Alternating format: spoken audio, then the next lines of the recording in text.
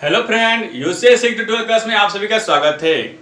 I hope, आशा करता हूं कि आप सभी अच्छे होंगे और अपने एक पढ़ाई को एक रिदम, एक कंटिन्यू के साथ करते होंगे। चलिए आज हम लोग इस सेशन में बात करेंगे क्लास 6 के अध्याय 8 में जानेंगे फूलों से जान पहचान। यानी आज की इस सेशन में बाबू बात होगा फूलों से रिलेटेड। यानी जो भी इस सेशन में हम लोग सीखेंगे कि फूल का विकास कैसे होता है, जो फूल के अंग होते हैं उसमें उसकी मुख्य भूमिका क्या होती है, जो फूल से पौधा का बनने की प्रक्रिया है उसके बारे में भी जानेंगे, और फूल में जो हमारा फूल होता है यानी जो हमारा फ्लावर होता है उसका निषेचन किस तरह होता है, उसका विकास किस तरह होता है, यानी इस सब बातें पर हम लोग विशेष चर्चा करेंगे। तो सबसे पहले हम लोग जानेंगे कि जो हमारा फूल होता है उसको हम लोग, अगर आपसे पूछा जाए कि क्या जो फूल आप देखते हैं तो फूल के बारे में हम लोग का क्या आता है, यानी फूल के बारे में सोचते ही हम लोग के मन में गुलाब या गेंदा या सूर्यमुखी यानी विभिन्न प्रकार के पौधे का फूल के बारे में हम लोग सोच लेते हैं।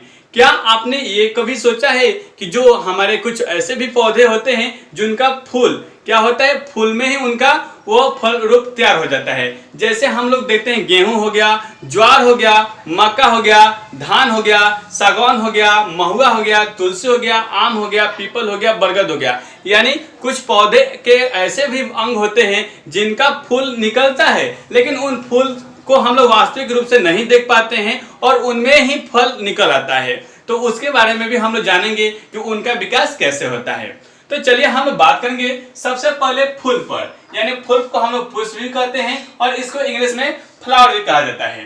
तो इसको हम लोग देखेंगे कि यह पौधे का जनन अंग होता है। क्या होता है बाबू? जो पुष्प होता है, फ्लावर होता है, यह पौधे का जनन अंग होता है। अब आप सोचिएगा कि आखिर ये जनन अंग कैसे हो गया।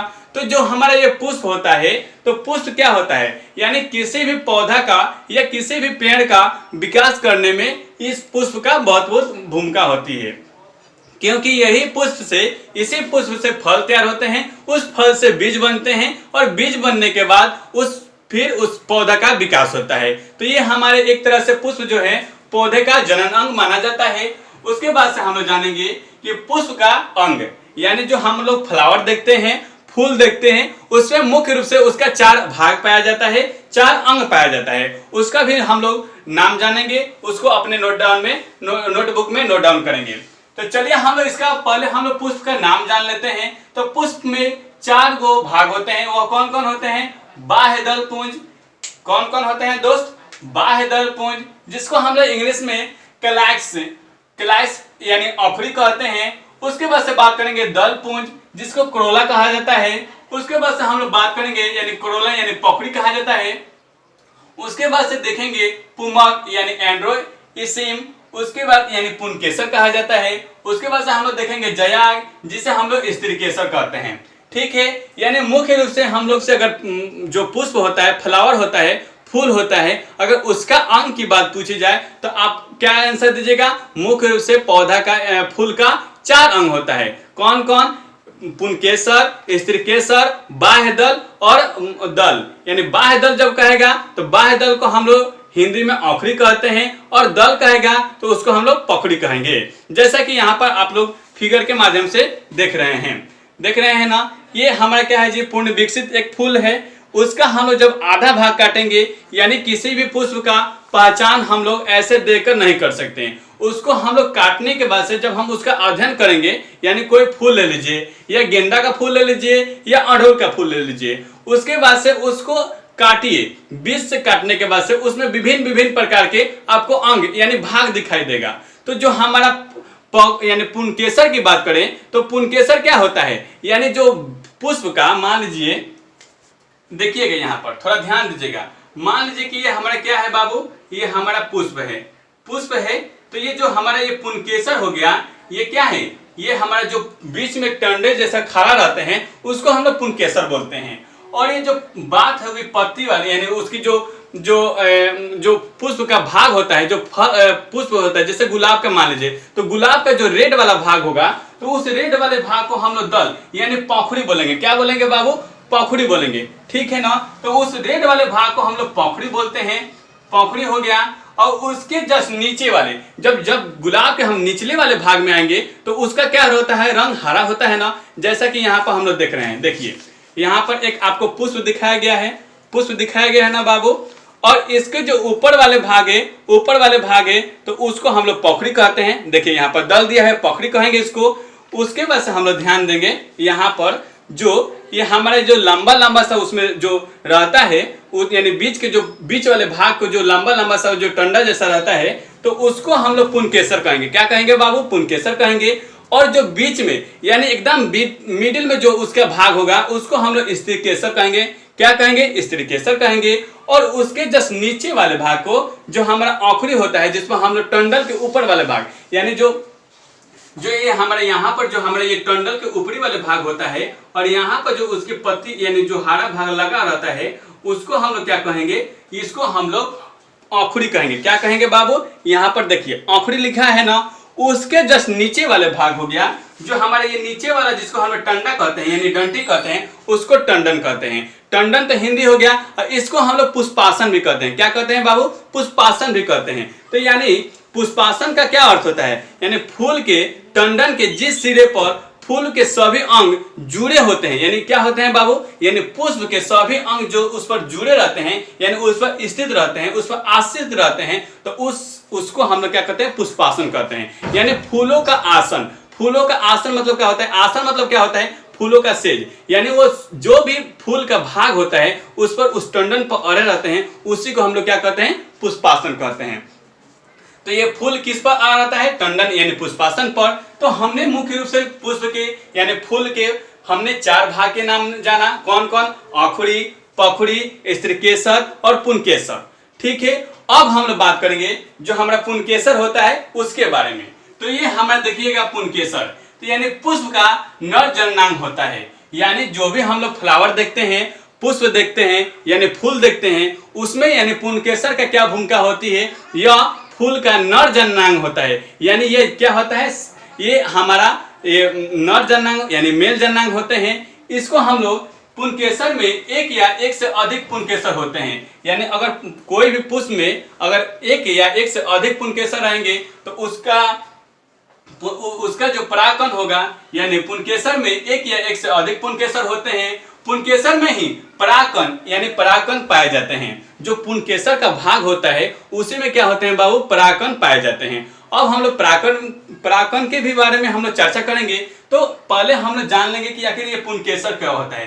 तो ये तंतु जो लगा रहता है यानी जो यहाँ पर हम लोग देखेंगे, देखिए ये हमारा क्या है जी, ये पुंकेसर का फिगर है। ये देखिए पुंकेसर का फिगर है। आपको स्पष्ट रूप से अगर पुंकेसर के बारे में अध्ययन करना है तो आप एक अड़हुल, आपके आस पड़ोस में अड़हुल का फूल होगा, उसको तोड़ लीजिएगा। उसको तोड़ने के बाद से देखिएगा जो बीच में होगा, जो मिडिल में होगा वह स्त्रीकेसर होगा और जिसके आइट साइड में जो लगे होंगे ये टंडल जैसा लगे होंगे जो हमारा पुंकेसर का हो वह भाग होगा। अब पुंकेसर में ही क्या होते हैं, ऊपरी वाले भाग पर उसको जब ऊपरी वाले भाग को हम लोग शीशा पर या किसी कांच के बर्तन पर हम लोग झाड़ेंगे तो उसमें से परागकण निकलेंगे। क्या निकलेंगे बाबू, परागकण निकलेंगे। परागकण ही क्या करते हैं, कोई भी पुष्प का विकास करने में मदद करते हैं। वो जानेंगे कैसे करेंगे, उसके भी बारे में हम लोग जानेंगे।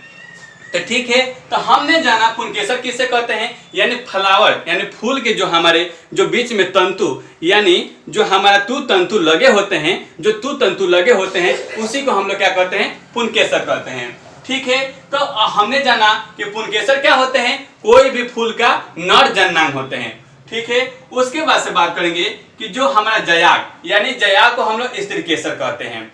तो किसी किसी फूल में हम लोग जो बीच में यानी मिडिल वाले हिस्से को हम लोग जनयाग यानी स्त्रीकेसर कहते हैं। तो स्त्रीकेसर में क्या होता है बाबू, ये पुष्प का मादा जननांग होता है। क्या होता है, यानी कोई भी पुष्प में जो बीच में जो उसका मिडिल भाग होता है उसको हम लोग क्या कहेंगे, स्त्रीकेसर कहेंगे। क्या कहेंगे, स्त्रीकेसर कहेंगे। जो उसका यानी मादा जननांग होता है इसको क्या कहेंगे बाबू, मादा जननांग होता है। अब हम लोग बात करेंगे कि जो जयाग यानी स्त्रीकेसर होता है उसमें अंडप होते हैं। क्या होते हैं बाबू, यानी उसमें अंडप पाए जाते हैं। यानी पौधा का जो विकास होता है वह स्त्रीकेसर के अंडप से होता है। तो हम लोग अंडप यानी जननांग में क्या पाया जाता है, अंडप पाया जाता है। जो यानी अंडप होते हैं अंडक भी 3 भाग होते हैं। यानी अंडक की अगर बात करें तो इसका यानी 3 भाग होता है। यानी पहले हम लोग क्या जाने, पुष्प में 4 भाग होते हैं। कौन कौन? स्त्रीकेसर, पुंकेसर, अंकुरी और पखुड़ी। और जो फूल का विकास होता है उस किस पर होता है? टंडन यानी पुष्पासन पर। इतना बात जाने। उसके बाद से हमने पुंकेसर के बारे में जाने कि कोई भी फूल के जो बीच वाले भाग होते हैं जो तू तंतु पर लगे होते हैं उसे हम लोग पुंकेसर कहते हैं। पुंकेसर के ऊपरी वाले सिरा पर यानी पुंकेसर, ये हमारा मान लीजिए कि ये हमारा जो फूल है उसके जो ऊपरी वाले सिरे पर ये लगे होते हैं तो ये क्या होते हैं? ये परागकण लगे होते हैं। यानी इसमें क्या लगे होते हैं? जो छोटे छोटे महीन एकदम क्या बोलते हैं, धूल जैसा वो कण दिखाई देते हैं उसको हम लोग परागकण बोलते हैं। आपने देखा होगा फूल में क्या होते हैं, वो जो हम भुआ टाइप को लग जाता है, भुआ जैसे लग जाता है, वही हमारा क्या होता है? परागकण होता है। ये पौधे के यानी जो फूल होते हैं वो उसके विकास करने में मदद करता है। तो हमने पुंकेसर के बारे में जाना। अब स्त्रीकेसर यानी जन्नांग के बारे में हम लोग बात कर रहे हैं। तो जन्नांग में क्या होता है कि कोई भी पौधा का जो बीच वाला भाग होता है, मिडिल वाला भाग होता है, वही क्या होता है? स्त्रीकेसर होता है। देखिए अब यहाँ पर हम लोग स्त्रीकेसर की बात कर रहे हैं। तो जो हमारे ये पुष्पासन एवं स्त्रीकेसर की हम लोग यहाँ पर एक चार्ट बनाया हुआ है, एक फिगर बनाया हुआ है। देखिए ये हमारा पुष्पासन यानी जो हमारा पुष्पासन इस पर अड़ा हुआ है, जो हमारा ये टंडन है उसी को हम लोग पुष्पासन बोलते हैं। ये देखिए ये टंडन लगा हुआ है और इसके जो ऊपरी वाले भाग है उसी को हम लोग क्या कहते हैं? स्त्रीकेसर कहते हैं। ये जो हमारा फूल होता है उसका मिडिल भाग है, एकदम मिडिल भाग है। इसको हम लोग अलग से निकालेंगे। यानी अड़हुल का जब फूल निकलेगा तो उसको जब हम लोग जब फूल तोड़ेंगे तो फूल जो होता है उसका जो फूल लाल वाला भाग होता है वो अंकुरी हो गया। जो उसका जो नीचे वाला जो हरा वाला प्राप्त होगा वो पखुड़ी हो गया। और जो वो अलग अलग साइड में लगे होते हैं, 3-4 लगे होते हैं, उसको हम लोग पुंकेसर निकाल लिए। और उसके बाद से जो पुंकेसर को हम लोग काटेंगे तो पुंकेसर में से ही स्त्रीकेसर का निर्माण होता है, उसको हम लोग स्त्रीकेसर में निकाल लिए। अब स्त्रीकेसर में भी क्या होते हैं? 3 भाग होते हैं। कौन कौन? एक अंडाशय देख रहे हैं यानी पुष्पासन का यानी पुष्पासन का ऊपरी वाले भाग को हम लोग अंडासन कहते हैं। उसके बाद से जब बीच वाले भाग होते हैं उसमें वर्तिका पाया जाता है और जब उसके ऊपरी वाले भाग होते हैं उसको हम लोग वर्तिकाग्र कहते हैं। ठीक है, तो यानी स्त्रीकेसर की बात की जाए तो स्त्रीकेसर में क्या होते हैं? 3 भाग होते हैं। कौन कौन? हमने अभी अध्ययन किया। अंडक होते हैं, वर्तिका होते हैं और वर्तिकाग्र होते हैं। ठीक है, उसके बाद से हम लोग जान लेंगे परागकण। यानी हमने यहाँ पर आपको छोड़ा था कि परागकण के बारे में हम लोग अध्ययन करेंगे, तो परागकण में जानेंगे। तो परागकण में क्या होता है? परागकोश यानी परागकोश से यानी एंथर से निकलकर अंडक के वर्तिकाग्र पर परागकणों को पहुंचने की क्रिया को परागकण कहते हैं। यानी परागकोश से निकलकर यानी पुष्पासन से निकलकर अंडक से गुजरते हुए जो ऊपरी हिस्सा पर वर्तिकाग्र पर पहुंचने की क्रिया को हम लोग क्या कहते हैं? परागकण कहते हैं। यानी इसका विकास यहाँ से होता है। देखिए दोस्त, यहाँ से होता है, इस अंडे से यानी अंडे से उसका विकास होता है और अंडाशय से होते हुए वर्तिकाग्र पर पहुंचकर यानी वर्तिकाग्र पर ये क्या होता है? जामा हो जाते हैं। परागकण क्या हो जाते हैं? जामा हो जाते हैं, जिसे हम लोग परागकण कहते हैं। यानी वर्तिकाग्र पर जो जामा हुए रहते हैं वह महीन कण, उसको हम लोग परागकण कहते हैं। ठीक है, तो यहाँ पर हमने जाना कि अंडक के वर्तिकाग्र पर परागकणों के पहुंचने की क्रिया को परागकण कहते हैं। परागकण 2 प्रकार के होते हैं। अब हम लोग परागकण के बारे में अध्ययन कर रहे हैं, तो आखिर परागकण भी क्या होते हैं? 2 प्रकार के होते हैं। कौन कौन? स्वपरागकण यानी सेल्फ पॉलिनेशन और परपरागण यानी क्रॉस पॉलिनेशन यानी स्वपरागण और परपरागण। तो हम लोग पहले जान लेंगे स्वपरागण। तो स्वपरागण यानी सेल्फ पोलिनेशन में क्या होता है? सेल्फ पोलिनेशन में क्या होता है कि इसमें जो परागकण होता है यानी इसका जो विकास होता है, इसमें जो फल यानी फल लगने की प्रक्रिया होता है ये अपने माध्यम से होता है। यानी उसमें क्या होता है? ये अपने से ही क्या कर लेते हैं? उसका परागकण हो जाता है यानी स्वयं यानी सेल्फ हो जाता है। लेकिन पर परागण की बात करें तो पर परागण में क्या होता है? इसकी परागण कराने की प्रक्रिया है यानी इसका जो फल का विकास कराने की प्रक्रिया है किसी दूसरे के माध्यम से होता है, क्रॉस मल्टीप्लिकेशन के द्वारा होता है। या मान लीजिए कि जैसे कभी आपने देखा है कि जो हमारा मक्का होता है तो मक्का में क्या होता है? इसमें भी स्वपरागण हो जाता है। यानी जब वो जो स्त्रीकेसर होता है वो छोड़कर यानी जो पत्ता होता है उसके इस तरह मुड़कर वो क्या होता है? सट जाते हैं और सटने के बाद से निषेचन की प्रक्रिया होती है जिससे क्या होता है? उसमें फल लगते हैं। ठीक है ना? तो कोई भी पौधा हो उसमें जब फूल लगते हैं तो उसमें जब फूल लगने के बाद से जो फल का यानी फल तैयार होता है तो उसमें यानी परागकण की भूमिका महत्वपूर्ण होती है। परागकण के माध्यम से क्या होता है? उसका बीज होता है। जैसे हमारा मधुमक्खी है।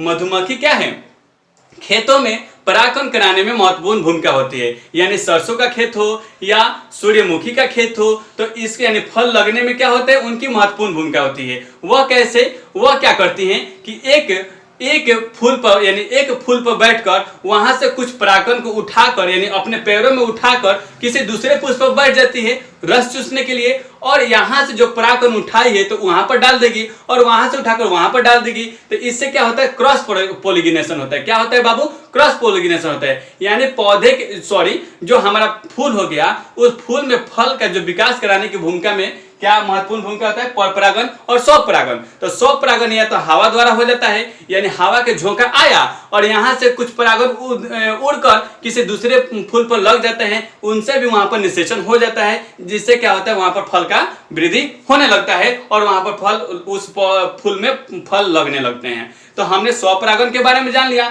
स्वपरागण में भी परपरागण में चिड़िया का भी महत्वपूर्ण भूमिका होता है। एक मधुमक्खी हो गया, एक चिड़िया का भी बहुत महत्वपूर्ण होता है। ये क्या करती है, ये भी बैठती है और वहां से जो बैठने के बाद से उसमें जो रस चूसती है, यानी जो रस चूसने वाली चिड़िया होती है वो चूसती है, फिर जाकर दूसरे फूल पर वहां रस चूसेगी तो उससे भी क्या कराएगी, यानी क्रॉस पोलिनेशन कराएगी, जिससे क्या होगा वहां पर उस फूल में फल का विकास होने लगेगा।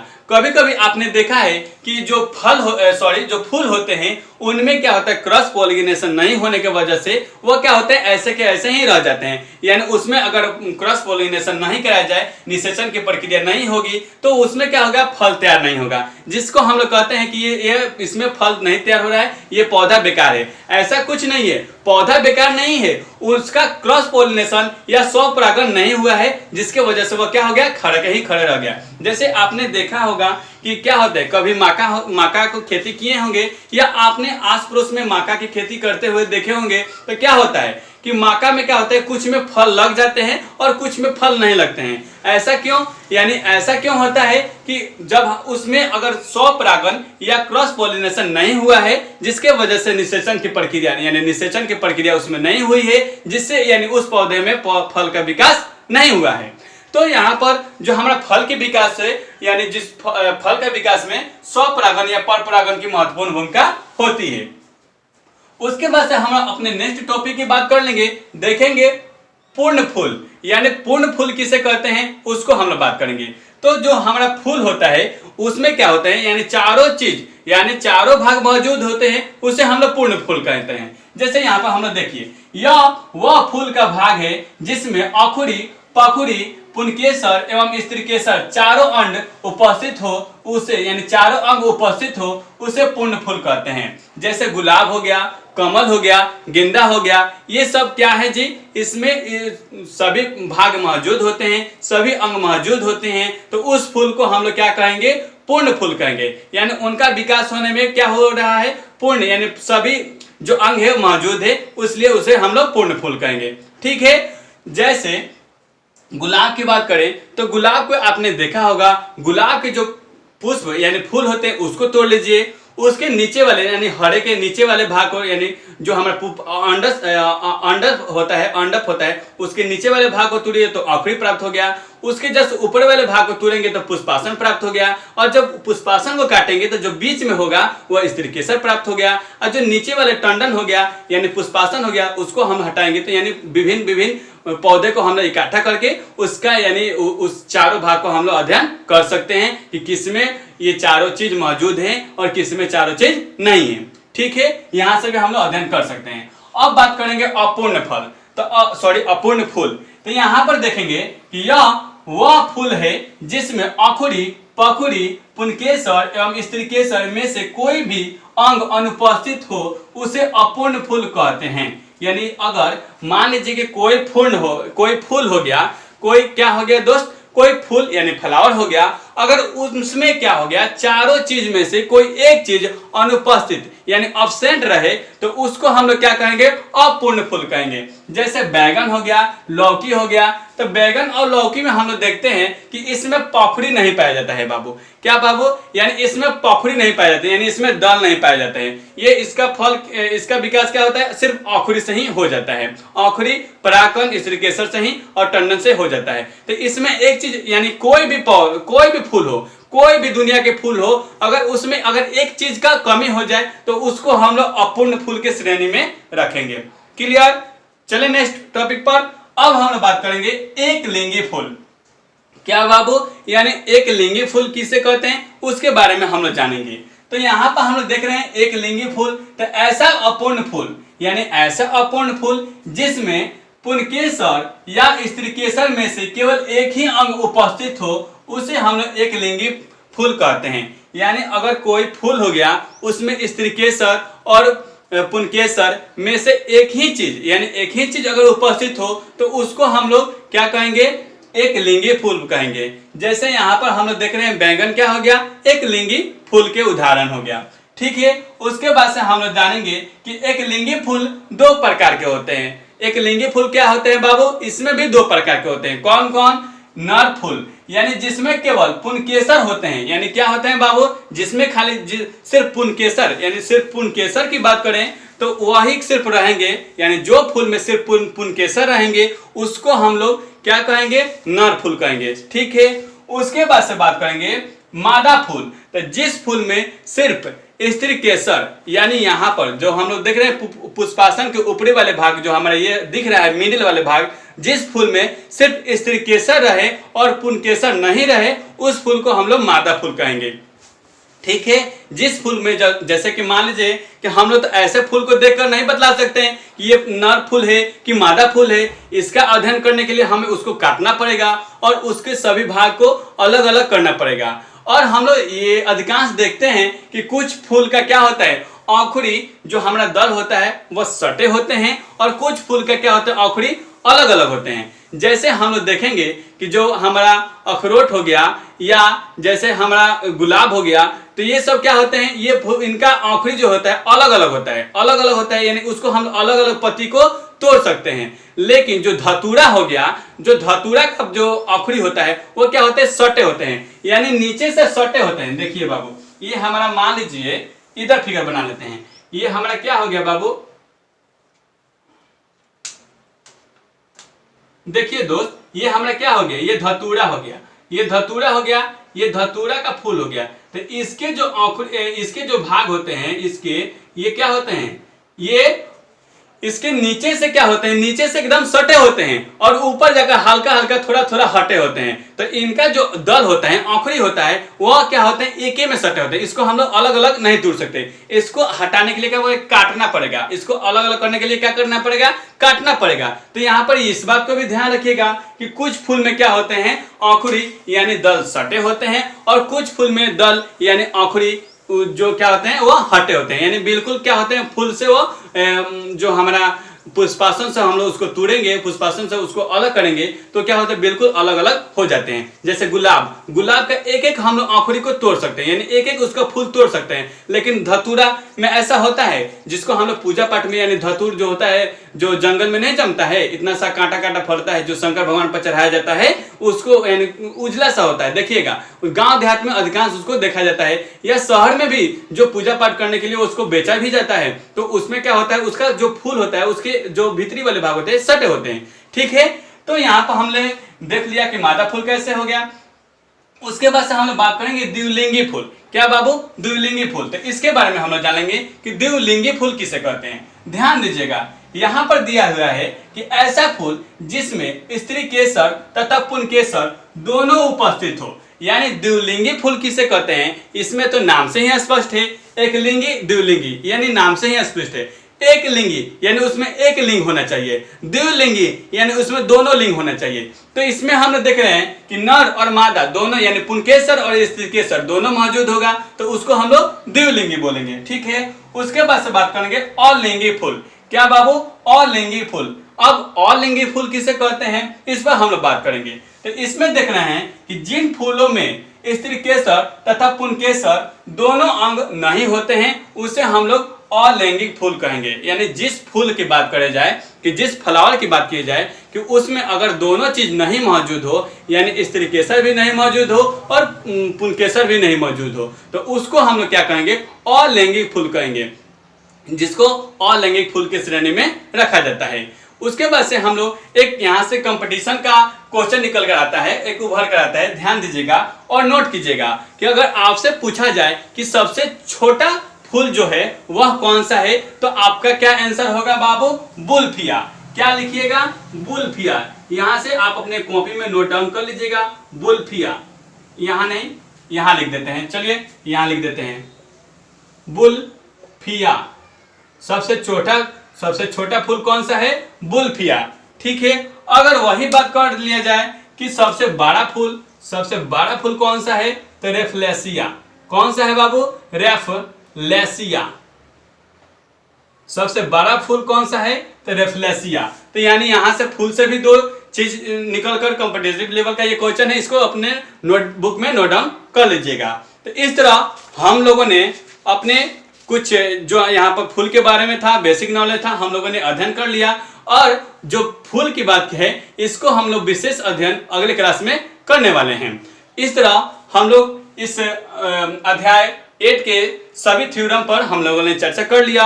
अगर आप हमारे इस चैनल पर नए हैं या आप इस वीडियो को पहली बार देख रहे हैं तो प्लीज इस चैनल को सब्सक्राइब कीजिए और अपने दोस्तों के पास अधिक से अधिक शेयर कीजिए, क्योंकि इस चैनल यानी यूसीएस 6 to 12 क्लास पर आपको सभी विषय के सभी क्लास यानी 6 to 12 क्लास तक सभी विषय को अच्छी तरह से पढ़ाया जाता है। धन्यवाद दोस्तों, आपको हमारे साथ बने रहने के लिए और इस वीडियो को देखने के लिए। Thank you.